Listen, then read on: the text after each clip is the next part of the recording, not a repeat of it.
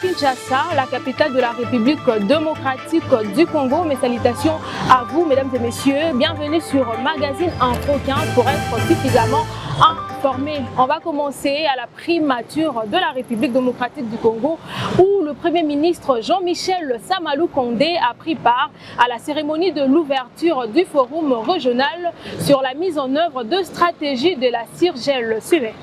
Le Premier ministre Jean-Michel Sama Lukonde a ouvert le forum régional sur la mise en œuvre de la stratégie de la CIRGEL pour l'ordre d'exploitation minière artisanale et à petite échelle. Ces assises qui se tiennent du 12 au 16 septembre ont pour but de trouver le voie et moyen de stabiliser l'exploitation illicite de l'or et de permettre un bon développement dans ce secteur qui reste encore très dangereux pour les exploitants. Dans son discours d'ouverture de ces forums régionaux sur la mise en œuvre de la stratégie de la CIRGEL pour l'ordre d'exploitation minière artisanale et à petite échelle, le chef du gouvernement Jean-Michel Sama Lukonde a souligné que c'est grâce au leadership du président de la République démocratique du Congo, Félix Antoine Tshisekedi, que ces forums séjournent en RDC. Par ailleurs, le chef du gouvernement congolais a soutenu que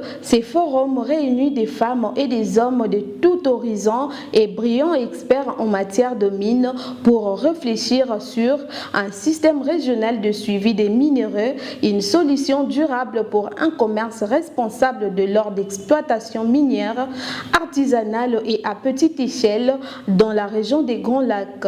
Avant de clore son speech, le chef du gouvernement a réitéré ses remerciements aux États membres de la CIRGEL qui ont pu se déplacer tout en les exhortant à œuvrer chaque jour pour trouver des solutions de collaboration entre les différents acteurs, de contribuer à renforcer la traçabilité de l'or dans la région, ainsi promouvoir un commerce plus responsable, plus éthique de l'or artisanal dans la région des Grands Lacs.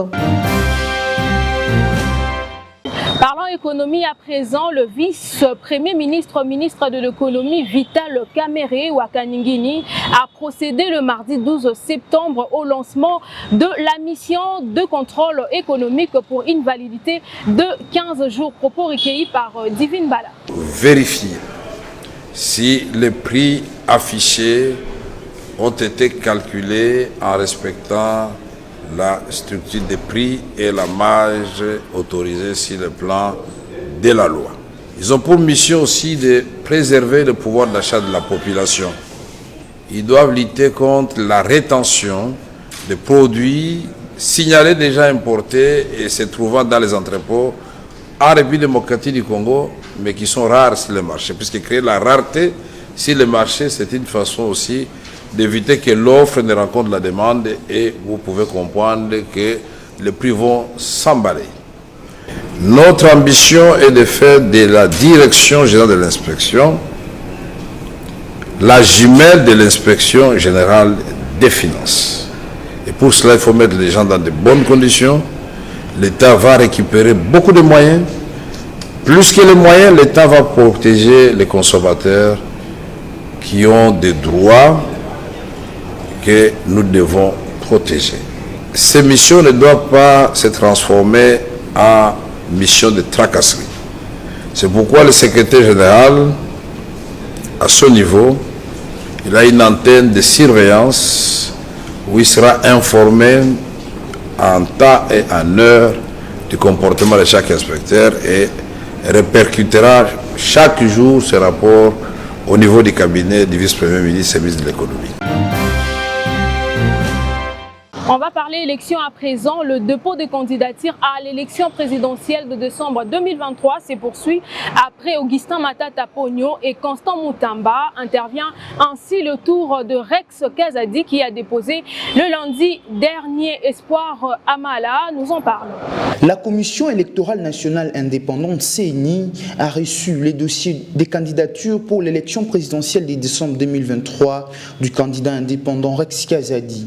C'est le lundi mardi 11 septembre que ce postulant à la magistrature suprême a officialisé sa candidature après avoir recueilli samedi 9 septembre dernier au bureau de réception et traitement des candidatures BRTC au siège de la centrale électorale située sur le boulevard du 30 juin dans la commune de La Gombe toutes les informations relatives à la constitution du dossier y afférent.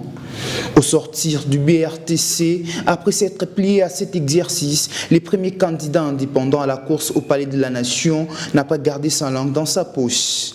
Je n'ai pas été discriminé, j'ai eu la possibilité de déposer. Aujourd'hui, je suis candidat. Donc je veux convaincre les Congolais pour qu'ils votent pour moi. Ceux qui ne veulent pas jouer le jeu ou ceux qui boycottent, ça les regarde. On ne va pas créer des lois spécifiques pour les candidats qui ne veulent pas participer à la démocratie de notre pays. Nous avons la possibilité de dire, bon voilà, ça, c'est pas bien, mais dans l'ensemble, les choses sont carrées, j'ai été reçu, j'ai pu déposer ma candidature et je suis candidat. À savoir que Rex Kazadi est le troisième candidat à déposer sa candidature à la présidentielle de décembre 2023 après Matata Ponyo et Constant Moutamba. L'ancien premier vice-président de l'Assemblée nationale, Jean-Marc Kabunda est condamné d'une peine de 80 mois, soit 7 ans de servitude pénale dans un arrêt rendu ce mercredi 13 septembre par la Cour de cassation. Divine Bala nous en dit plus. La Cour de cassation a enfin rendu public son arrêt sur la condamnation de l'ancien vice-président de l'Assemblée nationale, Jean-Marc Kabunda pour une peine de 84 mois, soit 7 ans de servitude pénale. Pour l'offense au chef de l'État, 4 mois. La propagation de faux bruits, 16 mois. Pour chaque infraction, la Cour a retenu de peine. Elle a fait un cumul, a dit Maître Kadi Diko, un des avocats de Kabunda. Il regrette de même une peine très sévère de 84 mois infligée à son client. Jean-Marc Kabunda n'était pas présent dans la salle. La Cour n'a fait que lire la déclaration, a-t-il souligné. Il affirme que la décision est motivée par des considérations partisanes et politiques visant ainsi à écarter leurs clients de la scène politique. Le dossier Kabunda a déjà suscité de nombreux débats. Le ministère public a requis une peine de 3 ans de prison ferme contre lui. Cependant, sa défense ne cesse de marteler que de preuves nécessaires à la condamnation font défaut. Ils anticipent donc avec espoir l'acquittement de leurs clients. À en croire, le président de l'Alliance pour les changements a déjà passé plus d'une année derrière le barreau de la prison de Makala. Cette décision ajoute une nouvelle attente à un dossier déjà fortement médiatisé. Changeons de chapitre à présent. Hôtel de ville, le gouverneur de la ville-province de Kinshasa, Jean-Tini Ngobilambaka, a procédé à la remise de l'étendard au nouveau commissaire de la police de Kinshasa à la personne de Blaise Kilimba.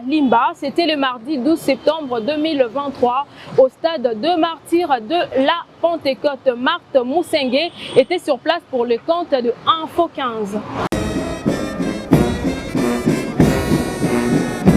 Le gouverneur de la ville de Kinshasa, Jean-Tini Ngobilambaka, a présidé mardi 12 septembre 2023 au stade de martyrs à Kinshasa la cérémonie de remise de l'étendard des commandements au nouveau commissaire provincial de la police ville de Kinshasa, le général Blaise Kilimba.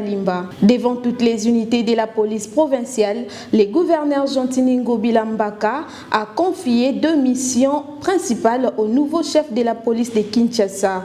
Cette cérémonie est consécutive à l'ordonnance numéro 23/112 du 7 juillet 2023 portant nomination au sein de commandement des commissariats provinciaux de la police nationale congolaise. Monsieur le commissaire divisionnaire adjoint Mboula Kilimbalimba Blaise, à moi, Il s'agit de la sécurisation de la population quinoise à travers la lutte contre le banditisme urbain communément appelé Kuluna, particulièrement dans la commune de Makala et à Tchangou, ainsi que le phénomène de kidnapping. Il a aussi invité le général Blaise Mboula Kilimbalimba à s'investir dans la lutte contre les embouteillages et tracasseries policières sur les routes de la capitale. Par ailleurs, le patron de la ville de Kinshasa a félicité la police pour son professionnalisme durant les 9e Jeux de la francophonie tenus dernièrement à Kinshasa. Prenant la parole, le nouveau chef de la police ville de Kinshasa a d'abord remercié le président de la République démocratique du Congo, Félix Antoine Tshisekedi, pour l'avoir créé général. Puis, il a remercié les gouverneurs de la ville de Kinshasa, Jean-Tini Ngobila Mbaka, pour avoir accepté de venir présider cette cérémonie. Le général Blaise Mboula Kilimbalimba a promis des résultats aux premiers citoyens de la ville de Kinshasa par rapport aux démissions qui lui est confiées. Le maximum, ce sont les mamans. Dans le reste des actualités, placées sous les thèmes débloquer les potentiels économiques de la RDC pour une croissance durable et équitable, la 4e édition de Katanga Business Meeting s'est ouverte depuis le lundi à Kolwezi sous la direction de la gouverneure de la province de Lualaba, Fifi Masuka. Regardez. La 4e édition des Katanga Business Meeting s'est ouverte ce lundi 11 septembre 2023 à Kolwezi, dans la province de Lualaba. Placée sous les thèmes débloquer les potentiels économiques de la RDC pour une croissance durable et équitable, ces assises réunissent plusieurs officiels, dont la ministre du Plan Judith Toulouka Siminois, la gouverneure de la province Fifi Masuka qui a ouvert ses travaux, a rendu un vibrant hommage au chef de l'État, le président de la République, Félix Antoine Tshilombo Tshisekedi, pour l'assainissement des climats d'affaires en RDC. Je rends mes hommages les plus déférents à son Excellence Félix Antoine Tshisekedi Tshilombo, président de la République et chef de l'État, pour sa détermination à assainir les climats des affaires dans notre pays. D'emblée, je souhaite la bienvenue à toutes les délégations venues de partout. Ayez un séjour fructueux sur le sol de la capitale mondiale du cobalt. Ces assises de 2 jours vont permettre aux experts nationaux et internationaux de partager les connaissances sur les expériences afin de trouver des solutions durables. Société à présent, il a procédé à l'installation du nouveau comité provincial de sa fondation portant son nom, Patrick Massoya, à la ville de Matadi, précisément au Congo central. Retour en image plus commentaire. C'est sous un accueil chaleureux que les membres de la fondation Patrick Massoya ont reçu leur président fondateur de cette association. Son but lucratif sur la place Les Coupins, en Voidou, précisément à Matadi dans le Congo central. Avec une forte mobilisation, les massoïstes ont accompagné leur président Patrick Massoya et son épouse dans la Sansona au rond-point Kimbangu pour une réception coutumière. Prenant la parole en premier, le président provisoire du comité souhaite la bienvenue au couple Massoya et profite par la même occasion de présenter ses remerciements à ces derniers pour son implication et son soutien aux membres de sa fondation et à la population matadienne en général. À son tour, l'initiateur de la fondation Patrick Massoya a fait savoir que l'amélioration des conditions de la jeunesse dans la lutte contre le chômage et la pauvreté reste l'un des piliers de son plus grand combat. Nous avons un sérieux problème de chômage ici. Nous avons une jeunesse qui souffre. Et la fondation est là. Le but de notre travail ici, c'est de promouvoir des outils pouvant permettre à nos jeunes frères et sœurs d'être bien équipés pour être en mesure de faire face à la compétition dans le marché du travail.